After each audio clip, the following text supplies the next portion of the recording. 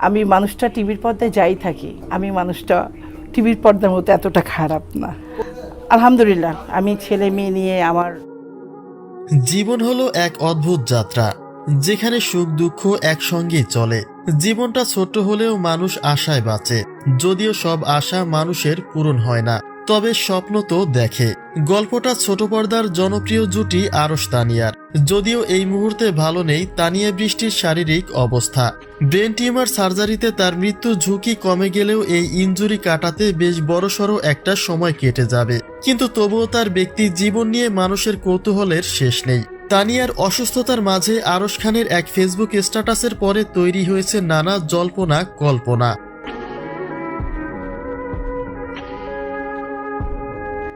একজন নায়িকা হিসেবে ছোট পর্দায় তানিয়া বৃষ্টির জনপ্রিয়তা আকাশচুম্বী, কিন্তু পর্দার অন্তরালে তিনি যে একজন দায়িত্বশীল ভালো মানুষ, সেই অভাবটাই যেন বুঝলো তার সহশিল্পী ভক্তবৃন্দ অনুরাগীরা।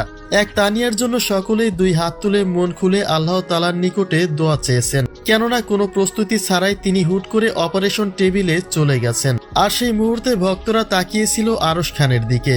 তানিয়াকে তিনি আদৌ ভুলে গেছেন নাকি মনে রেখেছেন, সেই দেখার অপেক্ষায় ছিল অনুরাগীরা। আর ভক্তদের সেই অপেক্ষার ফল যেন মিষ্টি করেই দিলেন আরশ খান।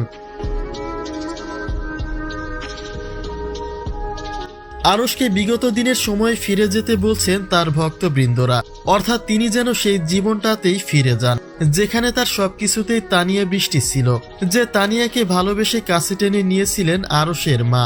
কিন্তু ব্যক্তিগত দ্বিধা দ্বন্দ্বের সম্পর্কে ফাটল ধরে জিদ রাগ অভিমানে সব আশাই যেন ধূলিসাৎ হবার পথেই ছিল।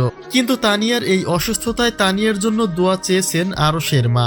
তিনি চান তানিয়া যেন আবার আগের মতো স্বাভাবিক জীবনে ফিরে আসতে পারে এবং সে যেন খুব শীঘ্রই কামব্যাক করে।